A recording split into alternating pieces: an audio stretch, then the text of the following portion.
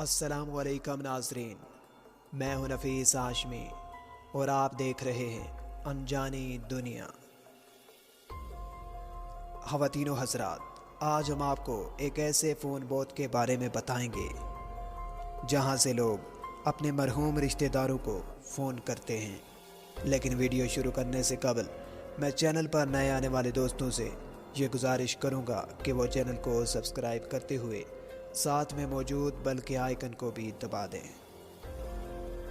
جاپانی ٹاؤن اوٹ سوچی کے باہر ایک پہاڑی جہاں سے بحر الکاہل صاف نظر آتا ہے، اس پر گلاس پینل کے ساتھ ایک سفید رنگ کا فون بوتھ ہے۔ اس فون بوتھ میں ایک سیاہ رنگ کا روٹری فون ہے۔ دلچسپ بات یہ ہے کہ اس فون کا کنیکشن کہیں بھی اور کسی سے بھی نہیں۔ 2011 کی سونامی نے 20,000 افراد کی جان لی اور لاکھوں افراد کو سوگوار چھوڑا۔ یہ سوگوار افراد اس فون بوتھ میں آتے ہیں اور اپنا غم کم کرنے کے لیے اس فون کے ذریعے اپنے پیاروں سے بات کرتے ہیں۔ وینڈ فون اب اوٹ سوچی میں ایک مشہور مقام ہے۔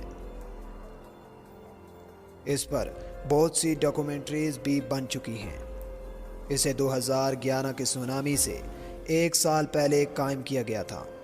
اوٹ سوچی کے رہائشی ساساکی نے 2010 میں اپنے کزن کو کھویا تو اپنی پہاڑی پر ایک فون بوتھ بنانے کا فیصلہ کیا تاکہ اپنے مرحوم رشتہ دار سے بات کر کے اپنا غم کم کر سکے۔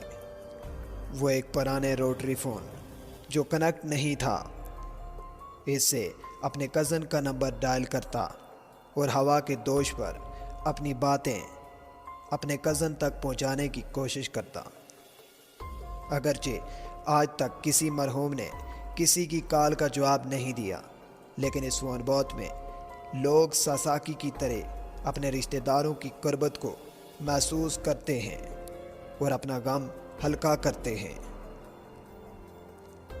2011 کے زلزلے کے بعد ساساکی نے اپنا وینڈ فون بوتھ عوام کے لیے کھول دیا۔ اس کے بعد کمیونٹی کے ممبر اسی طرح اپنے پیاروں کا سوگ منانے لگے۔ اس بوتھ کے بارے میں خبریں پھیلی تو جاپان بھر سے لوگ یہاں آنے لگے اور اپنا غم ہلکا کرنے لگے۔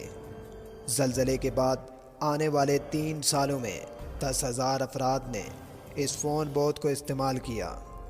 بہت سے لوگ تو ہر سال اس فون بوتھ میں آنے لگے۔